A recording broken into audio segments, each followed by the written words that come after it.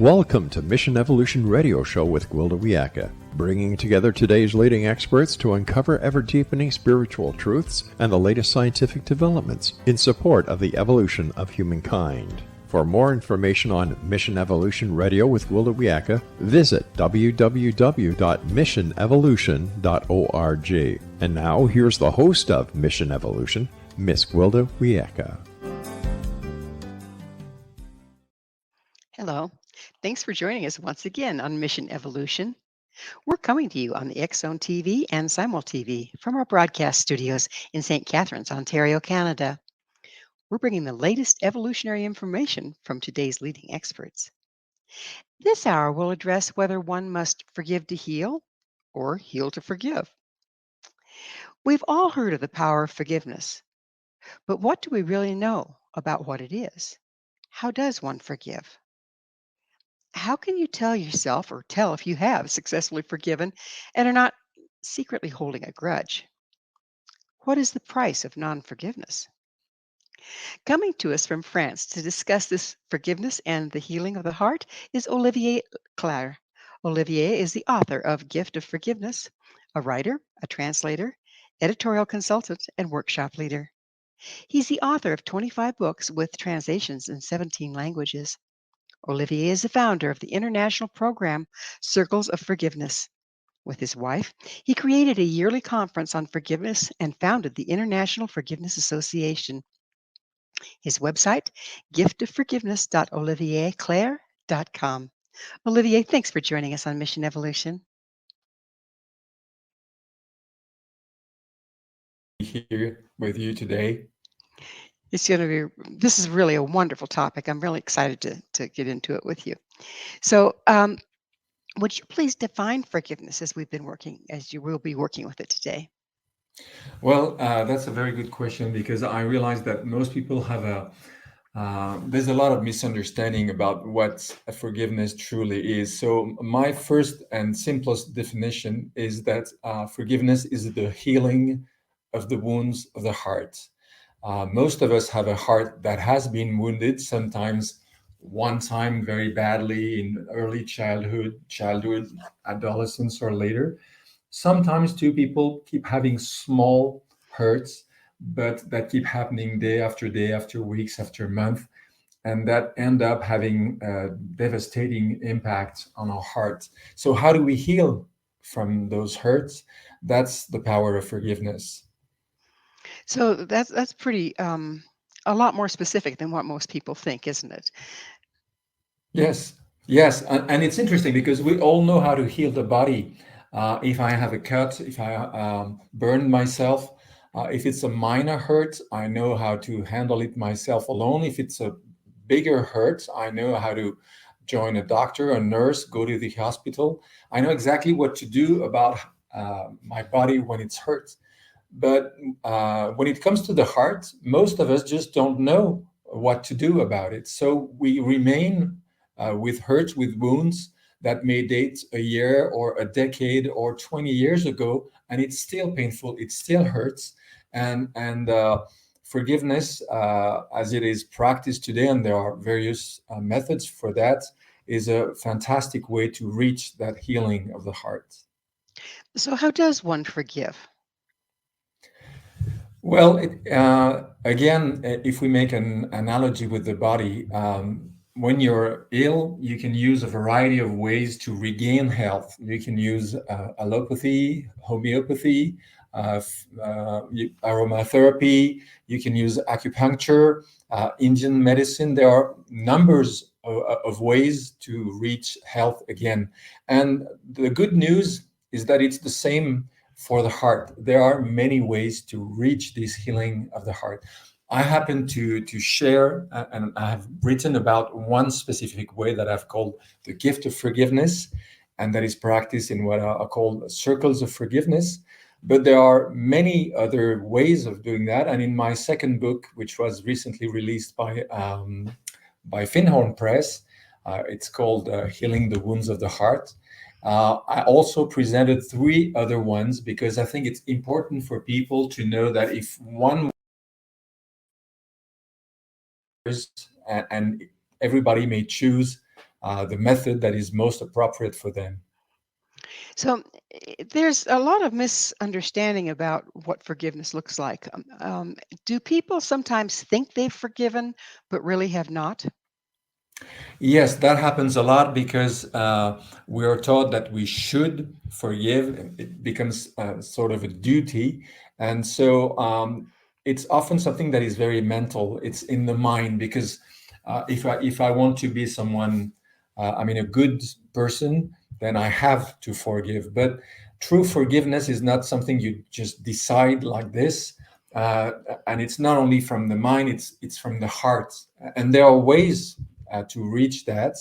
But when you have really reached that, I mean, the change is total in your mind, in your heart, even in your body. The amazing things that happen with forgiveness is that it can totally change the state of your health of your physical body. I was wondering if a lack of forgiveness or an unforgiving heart actually causes physical heart problems. Do you know?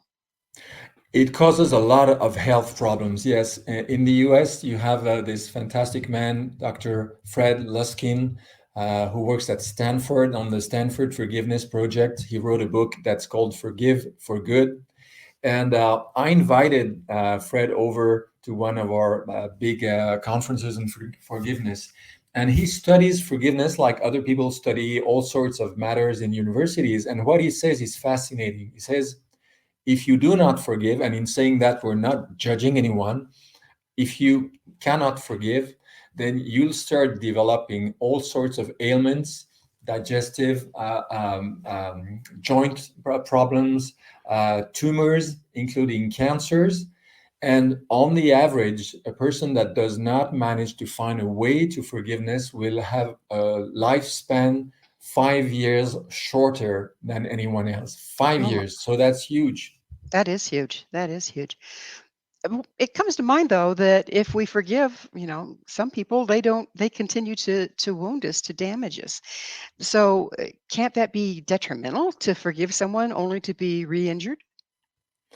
Again, very good question because forgiveness should in no way be an excuse to let other people keep hurting us. And that's why in the workshops that I give, in the lectures, I always say I'm not teaching any kind of forgiveness that allows others to keep hurting me.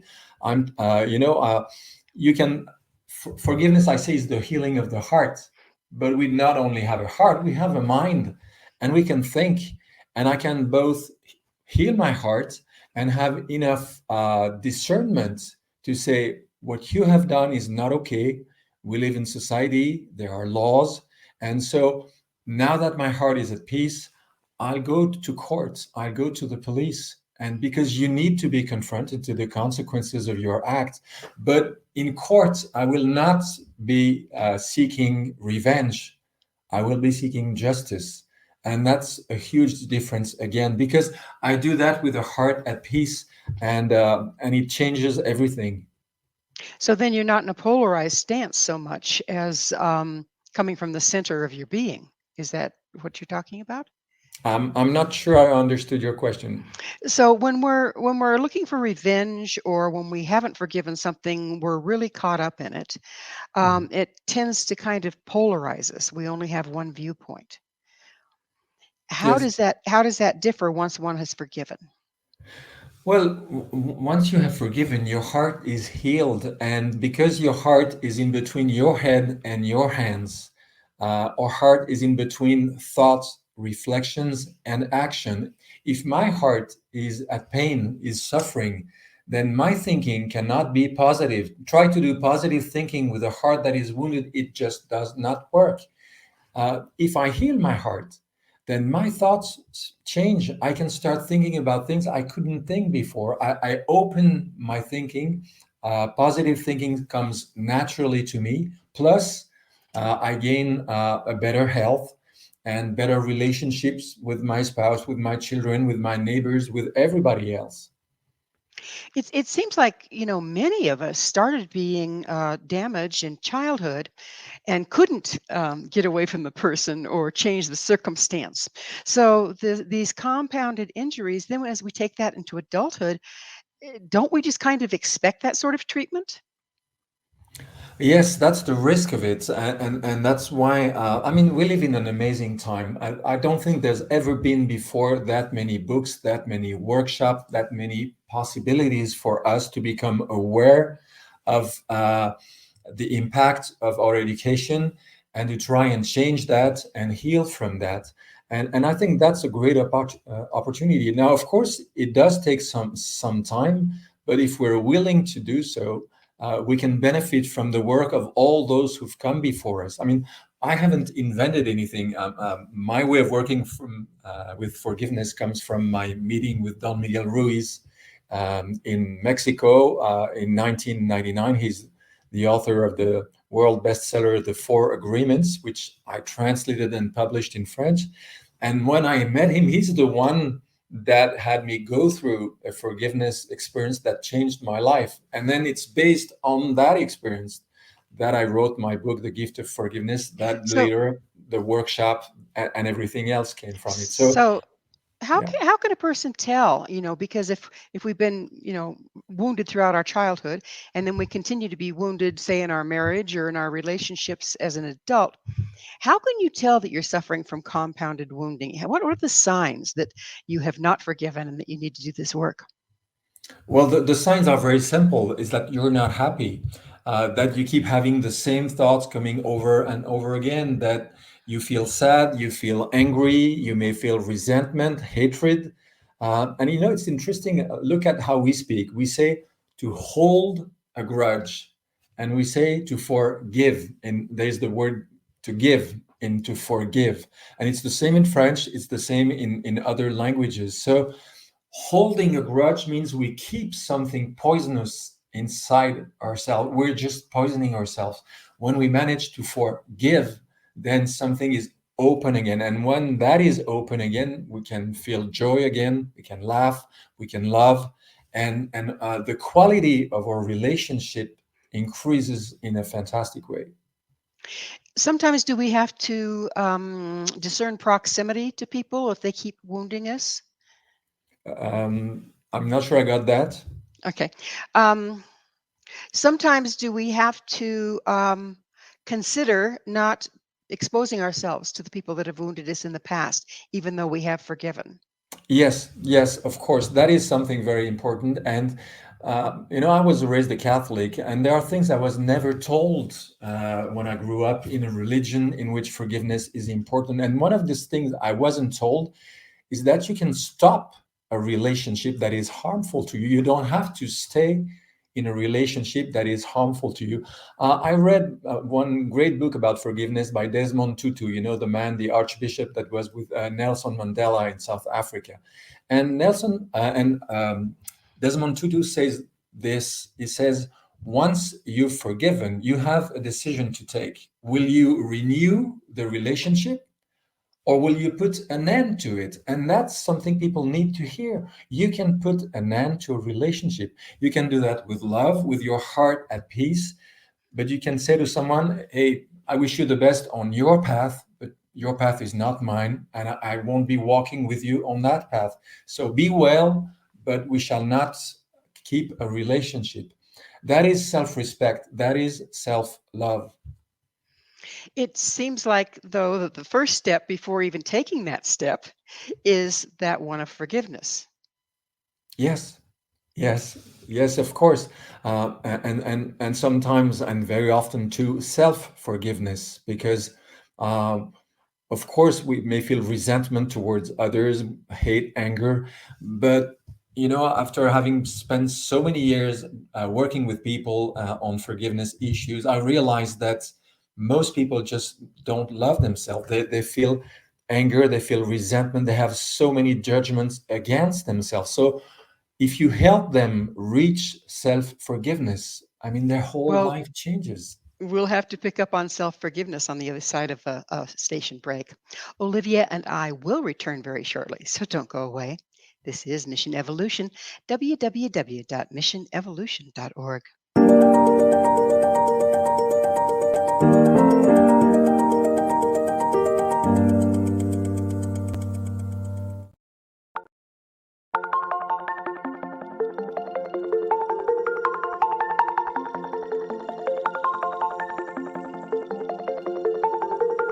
Question: what is the name of the unique blend of coffee you get that has been formulated by a neurologist, a neurobiologist, and a pharmaceutical chemist? Answer: you get Beautiful Mind Coffee, a unique coffee blend that tastes great and has herbal ingredients that your brain will love, and it is not just coffee, it's brainalicious. Dr. Rathbone, Dr. Jang, and Dr. Winslow, the scientific team that created Beautiful Mind Coffee, decided to collaborate on a coffee focusing on brain health. As for those herbal ingredients found in Beautiful Mind Coffee, Dr. Rathbone, Dr. Jang, and Dr. Winslow, utilizing their combined extensive scientific research background, worked with many natural and herbal products until the exact formulation that is found in Beautiful Mind Coffee was created.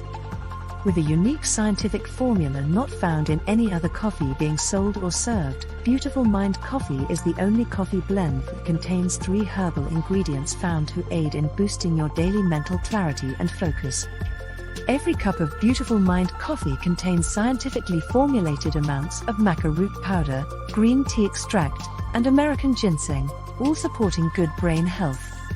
Taking care of your brain's health now can help delay or prevent the onset of cognitive dysfunction, including dementia, Alzheimer's, and more general memory loss as you get older, just by enjoying the delicious flavor of our roasted coffee and herbal ingredients found exclusively in Beautiful Mind Coffee.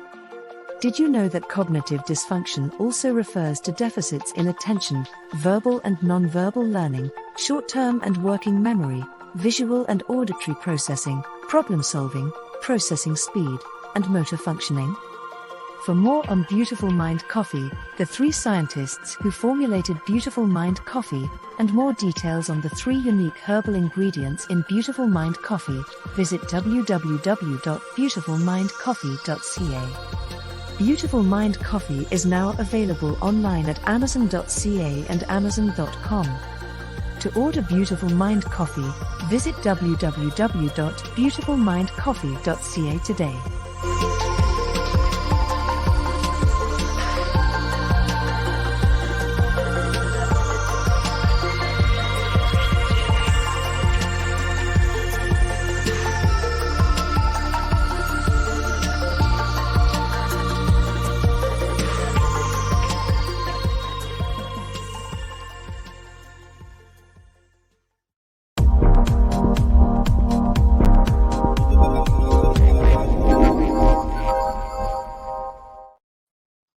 Hello again. This is Mission Evolution, missionevolution.org. With us this hour discussing the power of forgiveness is Olivier Clerc. His website, giftofforgiveness.olivierclerc.com. Olivier, we were talking about self-forgiveness. Now, what causes us to have a grudge against ourselves?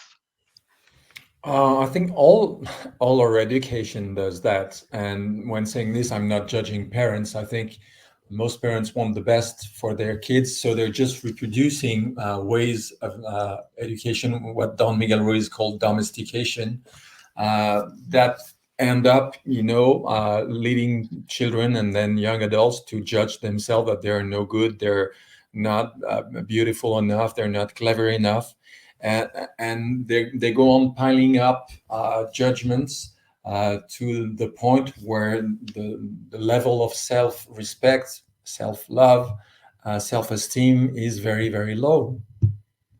So it does sound like you have to heal in order to forgive. Well, the interesting thing is it works both ways. A certain amount of therapy work may help you reach forgiveness at some point. And in the same way, we haven't talked yet about circle of forgiveness, but the process is something that lasts approximately 2 hours, from 2 to 3 hours.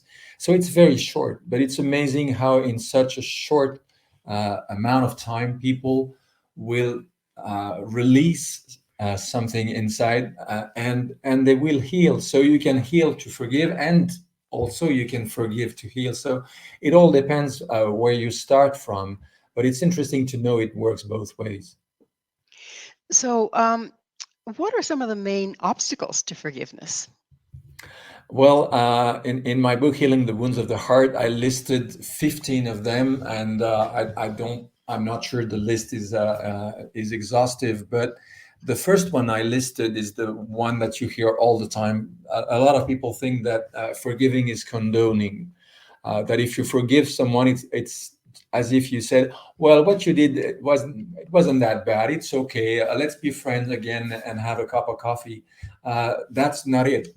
Forgiving is healing your heart, but it's not because you are healing your heart that you become dumb, stupid, that you can't think, that you can evaluate the gravity, the seriousness of what has been done to you. And as I said before, sometimes you can go to court. So forgiving is in no way, really in no way condoning. It doesn't mean that you accept and you say it's okay for anyone to behave in this way.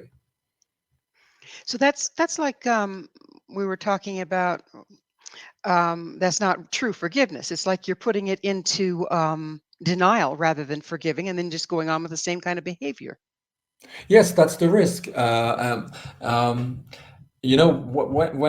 terrible things happen, like the terrorist things in Paris a couple of years ago, some people with very good intention talk about forgiveness immediately, but they don't realize it's something that cannot be heard with the understanding of forgiveness that we have for the moment. People, they always come back to the Gospels and think, I'll just turn the other cheek. And that's not acceptable. It is important for people to know there can be both forgiveness and justice. You can have a heart at peace for yourself, and you can do what is right, what is fair, what is just as regards what other people have done to you or to your close ones.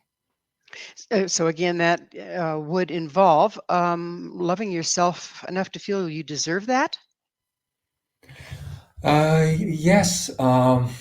Yeah, of course. I think anyone that starts walking on a path of forgiveness has come to a point in their life where they decide, I'm not going to keep living that way. I want something better for me. I don't know exactly what it is, but they may hear, about a Ho'oponopono evening or a radical forgiveness ceremony, or why not a circle of forgiveness, and decide maybe I should try that. Maybe it's going to help me. And when they start walking that path, then one experience leading to another, they realize that they're feeling better, and it's amazing to see how people can change in a pretty short amount of time. And that's something I want to stress. People think that forgiveness is something very hard, very difficult, that will take a very long time. And I don't think so. I think if it does take so long, is that most people try to reinvent by themselves the methods that already exist. It's like if you fall ill and you decide to reinvent medicine by yourself, you're going to lose the years, the decade, the centuries of knowledge of medicine that exists today. So when a person has lived most of their life by holding a grudge, by blaming others for their circumstance without doing the work, doesn't it set up a particular way of thinking and neurological ruts in your brain? What do you do about that? Well, yes, it does, and that can be a problem for people to start on this path. But you never know. Sometimes you talk with someone else, and that person you see has changed. They used to hold grudges. They used to have resentment. They used to be unhappy, and suddenly you meet them, and you realize that that person has changed. So you may ask, "What have you done?" "Oh, I've done this. I've read that book. I followed that workshop, and it did me a great amount of good." And so this other person might think, well, I might try that. And I think that's how the word is spreading, is that we are meeting people who are changing for the better. And if we're just a little bit curious, we may ask, what have you done to improve your life? So if We have two things going on here. We have neurological ruts that can throw us right back into the old way of behaving, holding a grudge, etc. Or we have simply not having forgiven in the first place, but thinking we did. How can you tell the difference? Well, there's a simple way to know if you have truly forgiven or not is when you find yourself confronted with the person you were holding a grudge towards. If you have forgiven, you can talk to that person and you're not feeling the pain. The wound is really healed. If you haven't forgiven, the wound will reopen immediately and it will be painful again. And the resentment, the anger, the hatred, everything will come back. So, well, sometimes you'll tell me people are dead and you have no way to meet them again. You had grudges against the father or mother that are long deceased. But that's one of the magic, I would say, of circles of forgiveness as I've created them, is that within a group with other people that you are sharing the experience with, you may, in the eyes of that woman or that man, suddenly feel that you are in the presence of someone that is not there, that may be dead, that may be living 100 miles away from it, and you may get a chance to give and receive the forgiveness that you're looking for. Does this sometimes happen in dreams when you're in the process? I don't know if forgiveness happens in dreams. What I do know is that when forgiveness has truly happened, then you may find yourself with very different kind of dreams. You may see again people that you had a very difficult relationship with before, and in the dream, the encounter is beautiful, and there can be something truly magical. So dreams for me can be a proof, can be a validation that a true healing has occurred. If you think, I have forgiven that person, and you keep having very bad dreams about him or her, then probably the work isn't finished yet. So we've all heard about forgive and forget. What's your thoughts on that? Well, I think it's terrible. In French, we don't have those two words that close. Forgive and forget are two totally different words, and I think it's misleading in English because you don't want to forget the lessons that you've learned from something painful. It's a treasure. It's something you need to remember in your mind. If you forget what you've learned, then the possibility of going through the same experience again is very high. So you can both forgive, have a heart at peace, but remember. But the main difference is that your souvenir, your memoir, will have no emotional charge. I know some people who've gone through some of the worst thing that you can experience in life, like losing two children of 4 and 6. And that woman, that mother, can talk today about what she experienced, and she's at peace because the level of forgiveness that she has reached allows her to talk about this experience without reopening a wound, and you can imagine the size of the wound when that happened. Yeah, I can imagine. So, is gratitude a part of forgiveness? Oh, interesting question. In my workshop, I must have said 100 times that if forgiveness is the healing of the heart, then gratitude is the singing of the heart. Because once your heart has healed, all it wants to do is just grow, is share love, is to sing and to express songs of thankfulness, of gratitude for life, for everything. So for me, yes, there is a deep, strong connection between gratitude and forgiveness. Once the heart is healed, gratitude seems such like a normal, obvious things to do from the morning when you wake up to the time you go to sleep. Does it also involve being grateful for the experience to start out with and the lessons learned? Again, when you talk about that, I'm thinking about Colin Tipping and radical forgiveness, because Colin Tipping goes so far as to say nothing unfair, nothing bad ever truly happen, which, of course, if you read this, may seem very hard to understand at first. Once you have truly forgiven, yes, you may have the feeling that everything was beautiful, everything was a lesson, because like an alchemist who has changed lead into gold, you have changed your worst sufferings in something that is so beautiful that retrospectively you may say everything was okay, but only retrospectively, not when it happens. So that's why I say don't start with the end. You have to walk that path, you have to do the healing work, and then yes, maybe one day you'll reach a kind of awareness where you say, even the sufferings, even the bad times, even the things that seem so unfair, so unjust when they happen, today I say thank you for that. When you're talking about walk the path into forgiveness, does that involve going ahead and going into acknowledging how rotten it was and how angry you are and how hurt you are and all those negative feelings? It may. Again, there are many different methods of forgiveness.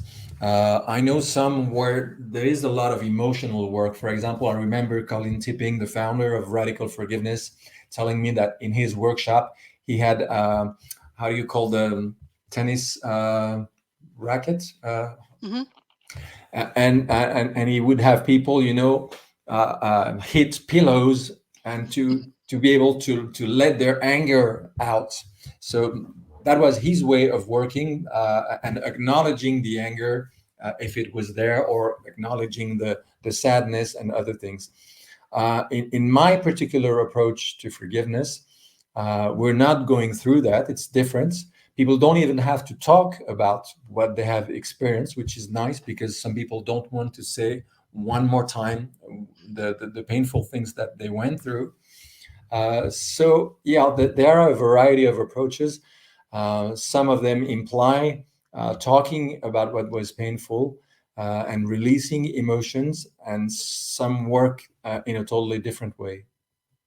Well, we're about out of time in this segment, but the next question I have, and we might pick up on the other side, is if we have a whole history of wounding in a particular area, and then yet another person wounds us in that way, can it create an opening to heal the ones in the past as well?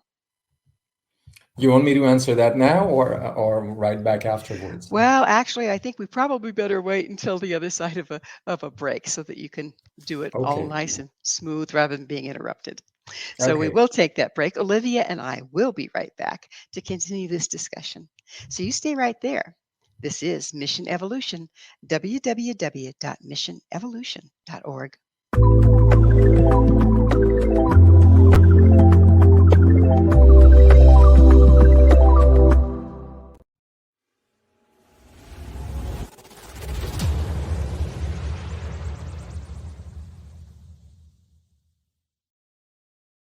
So I was watching the X Zone TV channel last night when I was abducted by aliens, and they kept repeating to me over and over again, simultv.com, simultv.com. What's simultv.com? That's what I asked them. They had it written on the side of their UFO. How do you spell that? UFO. No, I mean simultv.com. simultv.com. simultv.com. Right. simultv.com. Interesting that you were abducted by aliens in a simultv.com UFO last night. Oh, yeah? Yeah. Now that you mention it, I remember now last night I was awakened from a deep sleep. My great-grandmother was standing there. She said she'd come from the hereafter to tell me about simultv.com. She even spelled it out for me. simultv.com, sonny boy. simultv.com. simultv.com, sonny boy. Wow. Yeah. Guys, you'll never guess what my psychic guru just told me. simultv.com. Exactly. Are you guys psychic too? Of course. We all know about simultv.com. simultv.com.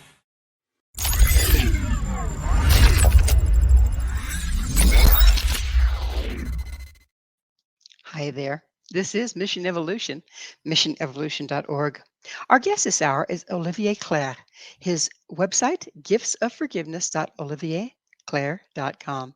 Olivier, as we started just before the break, the question was, if you've had wounding, in a certain area your whole life, and then as an adult, yet another person wounds you in the same way, can that open up a pathway to heal all the prior woundings and forgive? Well, it can certainly trigger a reaction where you say, enough. I've had enough. I mean, that happened once, twice, three times. Now I've got to do something about it, because there's no way that it's going to happen a fourth time. So yes, the accumulation of the same type of wound may lead someone at some point to say, I have to change. I have to learn. I have to find a way so this does not happen anymore in my life today. And that would be quite a catalyst, wouldn't it? Yes, and hopefully there are other catalysts as well. As I said before, you can meet someone, you can read a book, you can hear a show like the one we're doing now. You can get an information that will plant a seed in your heart, and you'll decide, now I want to do something different with my life. And I hope this kind of catalysts happen more often than having our heart wounded one more time. Yeah, that's so hard. So, what part does personal feelings of guilt have to do with being unforgiving? Do we sometimes use holding a grudge and non forgiveness to cover up our perceived guilt? Um, I I don't know. Well, guilt, of course, plays a huge role in the West. We have two big religions in which guilt is strongly present, be it Christianity or Judaism. There are a lot of jokes about it.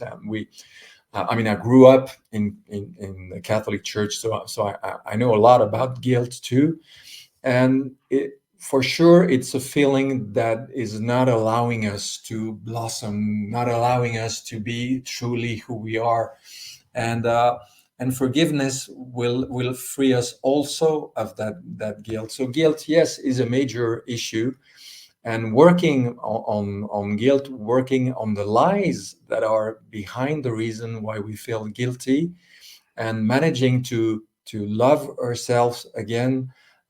This is so important. Again, I've said that before, but I'll say it again. I am just stunned to see the amount of self-judgment and self-hatred that we have in this society. How is it possible that so many of us are not their best friend, don't have for themselves the same love that a mother has for her children? This is something that we need to heal. And you know why?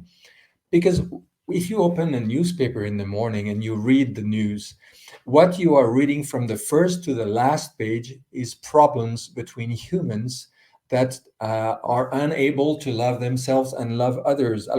Of course, you have pages on politics, pages on economy, pages on ecology, pages on lots of different issues. But behind that, you have human beings, and you have human beings whose hearts are wounded, and because their hearts are wounded, they project their guilt, their hurt, their hatred, their anger towards others.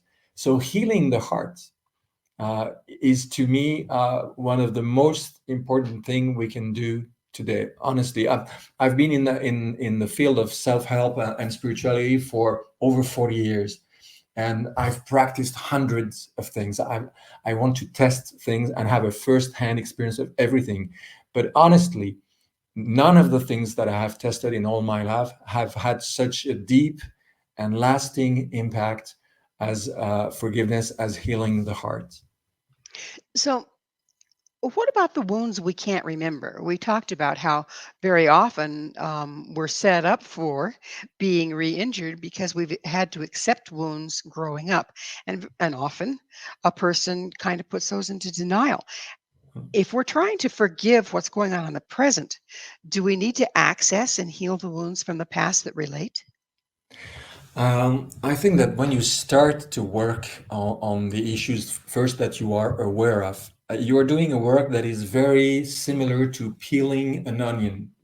If you start peeling an onion, you have one layer that comes out. Oh, there's another one beneath. So you peel the second one. Oh, another one, and a third.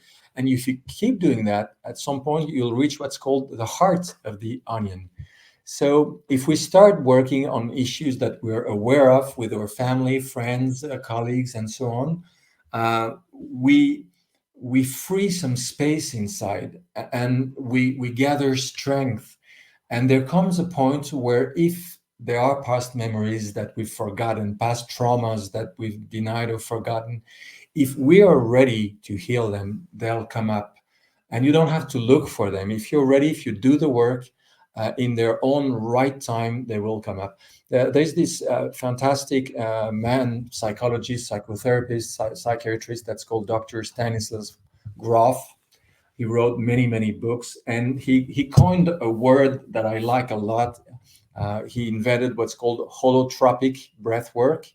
Holotropic, it means what is trying to reach unity, what is trying to become whole again. And he says there's something inside us that is looking for ways to become whole. So if we just give the opportunity to that inner wisdom to manifest, if we start the work, then we'll be amazed to see that things will bubble up, and we will be able to process them, to heal them in their own right time.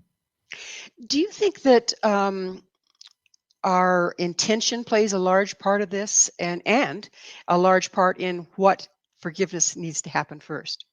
Did you say intention or Intention. attention? Intention. Yes, definitely. There are many books on the power of intention. And once you set your mind on a specific course, when you say, I want to reach that point, you don't know where is the path. You don't know anything. You just know that's where I want to go. Then it's amazing to see how life will set up the right things. You'll meet the right people. You'll read the right books. You'll have the good opportunities. So yes, setting an intention, even if you have no idea how on earth you're going to make this happen, setting an intention is like planting a seed, and that seed will grow, will sprout, will flourish, and one day you'll get the fruits of it. Do you think that sometimes setting an intention will draw in yet one more wound so that the others are exposed? I don't know about that. Well, maybe it's because I'm optimistic. Is that it? I, I tend to see I don't deny the bad things that can happen, but I have so much faith in the good things that can start happening once you set the intention. I want to change my life. I want to express the best that is in me. I have this soul, I have this spirit, I have this divine flame in me, and now I want to let it shine. I don't know how, but please, prayers ask, please guide me, please show me the path. And once you start asking, you get answers, really. So let's talk about the grudge a little bit. Exactly what is a grudge? That's interesting. I know the French word, of course. In French, the word grudge means I feel resentment towards someone.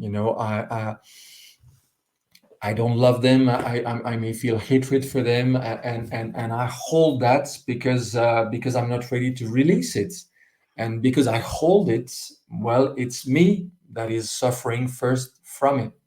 So it's interesting to become aware of the grudges that we're holding, and to ask ourselves, how long do I intend to keep holding that grudge, and what does it do to me?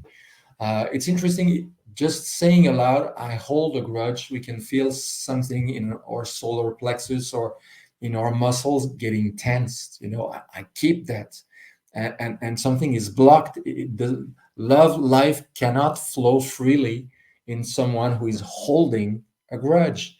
And that's why we need to forgive. We need the flow of love, the flow of life to go unhindered through our heart again.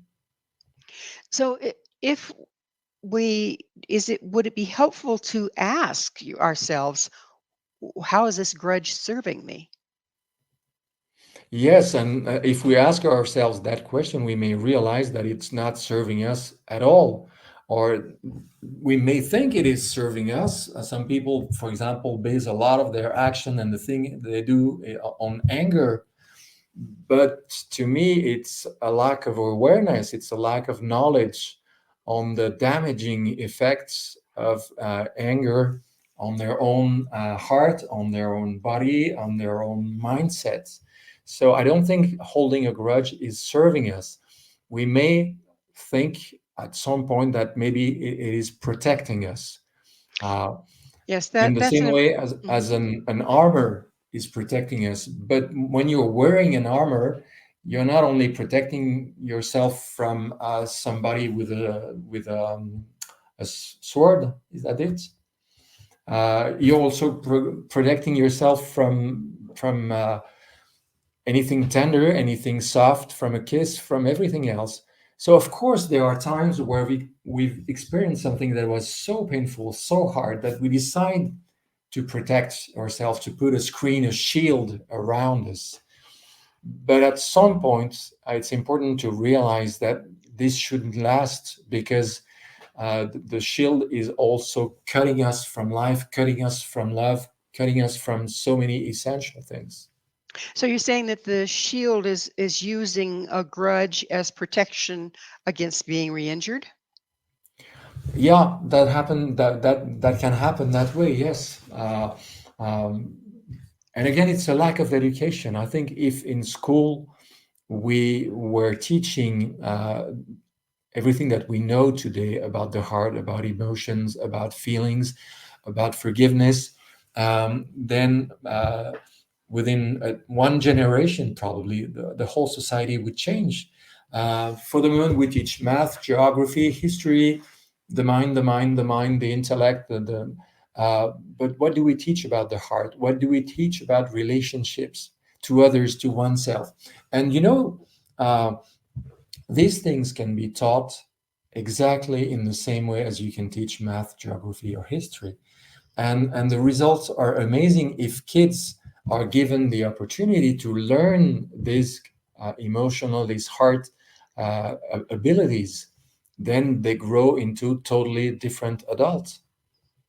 I would love to see that personally. I think that everything would change if we could teach our children from the get-go this material, how to work with our heart.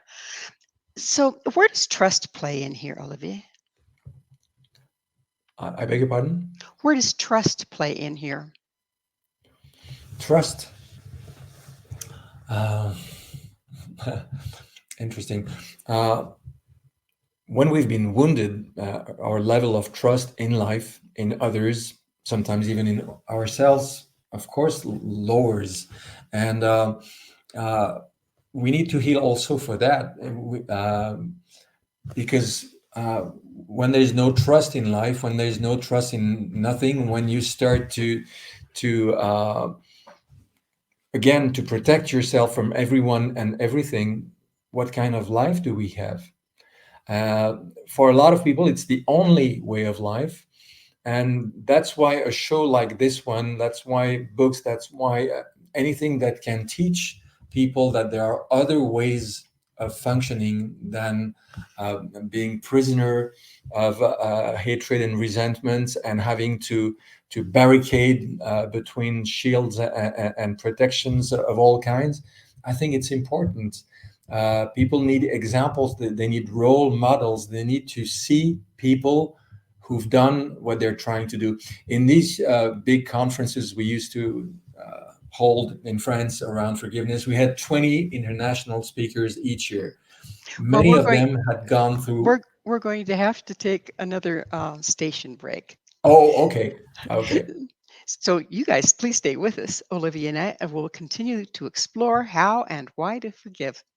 This is Mission Evolution, www.missionevolution.org.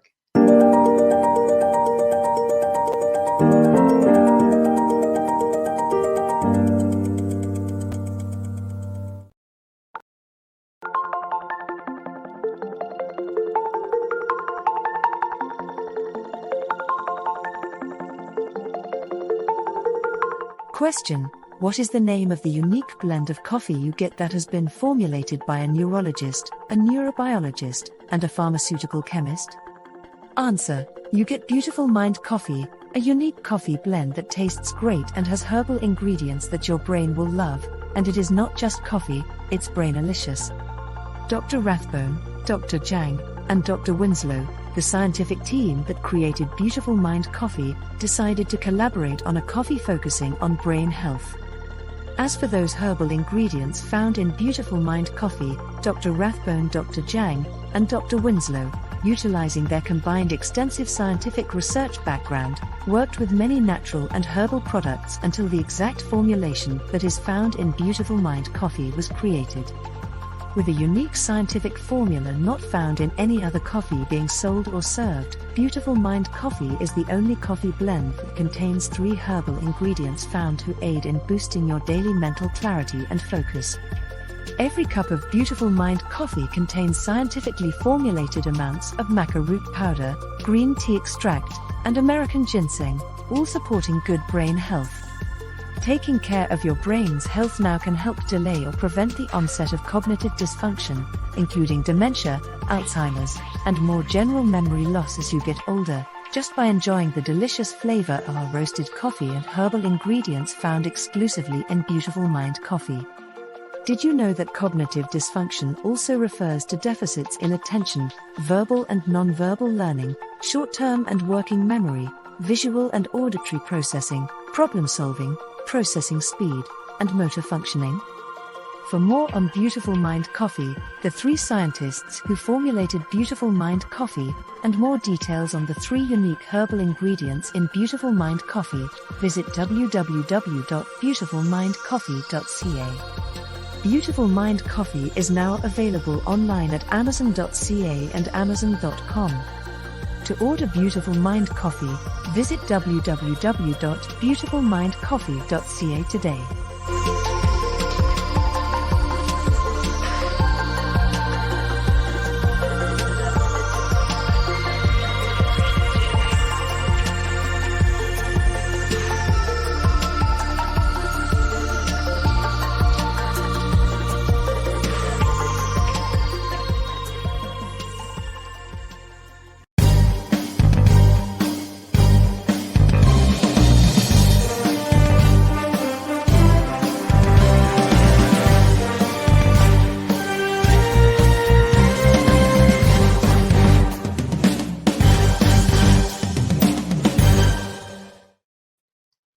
Welcome back. This is Mission Evolution, missionevolution.org. With us this hour is Olivier Clerc. His website, giftofforgiveness.olivierclerc.com. Olivier, you alluded to some experiences, life-changing experiences that you had in Mexico. Would you go into those a little further? Yes, as I said, I translated and published in French The 4 Agreements by Don Miguel Ruiz, and I often say I don't publish books, I publish authors. I like to meet the man or the woman behind the book, and so I went to Mexico in 1999, and I had a 2 weeks trip, 1 week that was spent with Don Miguel in Teotihuacan. And I went there to meet Don Miguel, to know more about the 4 Agreements. I did not expect that he would have me go through a life-changing experience in forgiveness. And it happened in a very unexpected way, as I told in my book, The Gift of Forgiveness. It was the second day we were there, and at some point, Don Miguel has me come up to him, and after a short sequence that I describe in the book, suddenly he asks me, will you please kneel down in front of this woman on your left and ask forgiveness from her? And he doesn't say why, no explanation. So, of course, I'm a bit puzzled. I wonder what's going on between this woman and me that I have to forgive, but I have enough spiritual background to know that sometimes you have to do things to understand them. So I say he must have his reason. So I kneel down in front of that participant. I look at her in the eyes and I say, please please forgive me because, and I try to find a reason, and he stops me. He said, no, don't try to find a reason. Just ask forgiveness from her and then move on to the next participant and then to the next and ask forgiveness from everyone here in the group. Of course, I'm very puzzled that I have to do this, but I decided, okay, let's do this, but let's do it with awareness. I'll take my time. So I move on to the next participant and I look at this man and I say, please forgive me. And then to the next, another woman, please forgive me. And suddenly I find myself in front of this woman in the group. We've known each other just for barely 2 days. And when I look at her, suddenly I don't see her. I see my own mother. I don't know why, maybe the eyes, the face. And I realize that when I say, please forgive me, I'm actually asking this from my mother back in Switzerland, thousands of miles away. So I'm very surprised. And then I move on, and at some point I'm facing a man, and when I look at him in the eyes, again, I'm not seeing him. I'm seeing a former colleague that I've worked with for 10 years, a lot of difficult relationship with him. And through that participant in the group in Mexico, I'm truly asking forgiveness from that colleague long time ago. And suddenly I realized that this process that Don Miguel is going me through is actually what is called transpersonal. I don't have any personal problems with these people. We're on vacation. We're doing a spiritual retreat. No problems between us. But through them, I have a chance to ask forgiveness from anyone on this planet that I hold grudges, that I have unfinished business with. So by the time I finish this, there's already a change in my awareness that is pretty deep. And that's just the first step, 3 more to go. Second step, Don Miguel asks me to ask forgiveness from my scapegoats, the people we demonize. We read the newspapers in the morning and we know who we can hate today, what sort of people, of what religion, of what political side, of what business we can hate. And Don Miguel says, ask them forgiveness for using what they do and what they say to keep your own heart shut. Very interesting request. So I do that inside. I close my eyes and I ask forgiveness from all my scapegoats, all the people I demonize in the world. Third step, then he asked me to ask forgiveness from God. And he says, even God, we can use God to keep our hearts shut. It's like when people say, well, where is God when there's war? Where is God when a woman is raped? Where is God when there are pedophiles and so on?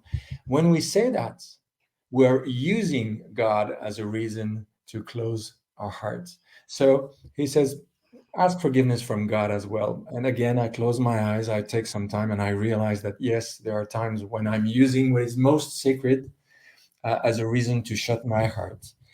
And the fourth and final step, and Miguel tells me it's going to be the most difficult part, he says, now ask forgiveness from yourself. And if there hadn't been these 3 steps before, I would not have been able to ask forgiveness from myself. Too difficult. But because there was the first, the third, the second, and the third steps, I found myself able to truly, deeply, honestly ask forgiveness from myself for all the times where I just wasn't there for me. And when I do that fourth step, it's like this huge dam behind which for almost 40 years, the waters of hatred, resentment, and angers had been accumulating. That dam suddenly explodes, and all this filthy water can leave my heart. So I have what is called a peak experience, a moment of just pure freedom and blessing, something quite unique in my life.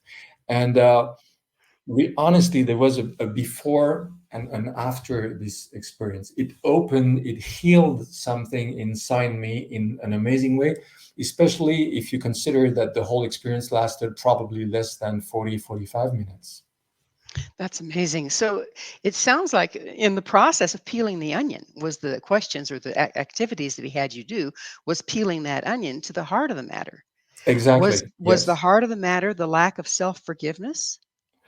I think the lack of self-love, the lack of self-esteem, yes, it is so basic in our lives. So when finally I was able to reach that self-forgiveness, uh, we tend to treat others as we treat ourselves. So if I hate myself, if I judge myself, then I'll hate and judge others.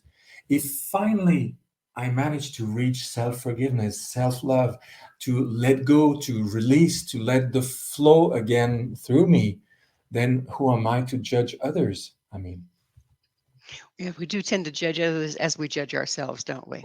yes, we Even all do God, that. even Yes. God. That's amazing. That's pretty amazing. So, Claire, it's that time in the program when I need to ask you, what is your mission? Oh, I'm I tend not to use the word mission. It's too big a word, having a task, having a job, yes, but when we start feeling like we have a mission, I'm a bit afraid of all the pride that can go behind that. I don't feel I have a mission. I have a passion, that's for sure. Ever since I was 17, 18, I have a passion to share and teach anything that can contribute to our wellness, to our health, to the quality of our relationship, and to helping ourselves manifest the spirit, the soul, the Christ dimension, the Buddha dimension that we all have in ourselves. Because I think that's why we're here on earth. And I'm striving on my own little level to be a little better each day. And through all my books, all my workshops, everything that I do, I'm trying to spread this message as many other authors do in the world. It's a beautiful mission, even if it's not a mission. It's a beautiful passion. How's that? Yes. So, if you were to design a portion of the school systems to start meeting this need of introspection, of peeling back, of forgiving ourselves and others, what would it look like? Well, there are very simple things that can be taught in school very early on. I mentioned that I had translated Don Miguel Ruiz. Just the year before that, in 1998, I was lucky to read the unpublished manuscript of Marshall Rosenberg, his founding book of nonviolent communication. Words are windows or they are walls. And nonviolent communication, for instance, is a very simple, powerful tool that allows children or adults, for that matter, to start hearing with other ears, to start hearing not only the words, but the emotions, but the needs, what is really going on inside the other person. That's one thing I mentioned because today millions of people know about nonviolent communication. The Four Agreements is another simple way to teach basic human skills that any kids can learn. I'm sure we could quote and mention tens of others. The thing is, we can teach that very early on. We can teach children to be aware of themselves, be aware of their feelings, and to find ways not to accumulate unresolved issues inside to the point where either they become sick or they become violent and start hurting others, or they let themselves be the victims of others. This can be taught really early on. It starts being done here and there, but it's not yet the main part of our education system. It would be a bit of a radical change, would it not? Because, again, right now, a lot of families control their children through guilt and punitive measures that erode their self esteem. And that's the way they were handled. And that's the way the ones before them were handled. How can we break that chain so that the children getting this new knowledge can reconcile that with being re injured when they go home? Well, you're right. That would be a radical change, but it was also a radical change in the first place to send kids to school. I mean, it's not so long ago that kids were in the fields, kids were working with their parents, and they were getting no education at all. So we managed to make that first radical change and have school compulsory for all children in many countries, at least.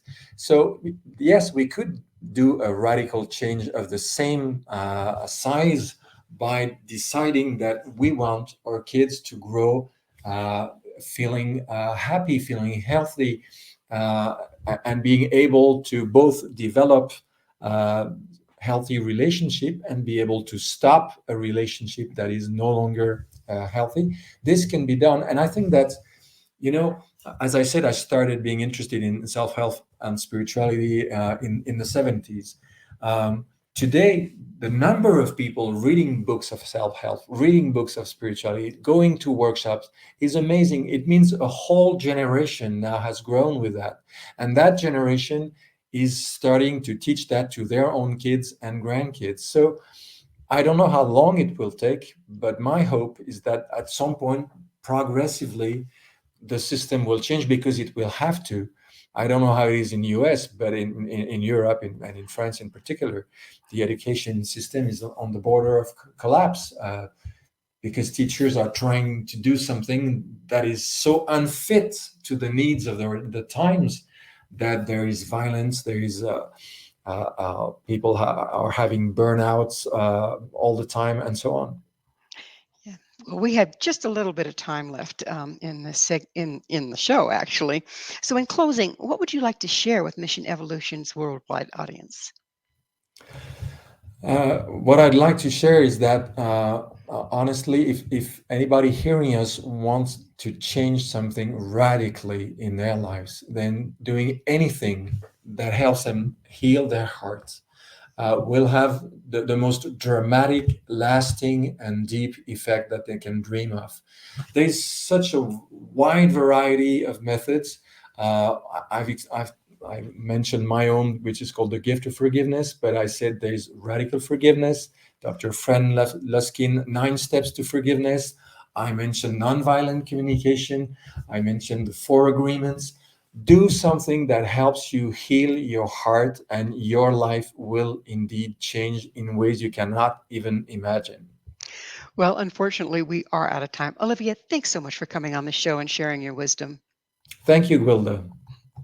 Our guest this hour has been Olivier Clerc, the author of The Gift of Forgiveness, writer, translator, editorial consultant, and workshop leader. His website, giftofforgiveness.olivierclerc.com. This has been Mission Evolution with Gwilda Wiyaka. For more information or to enjoy past archived episodes, visit www.missionevolution.org. And please be sure to join us right here next time as this mission continues, bringing information, resources, and support to our evolving world.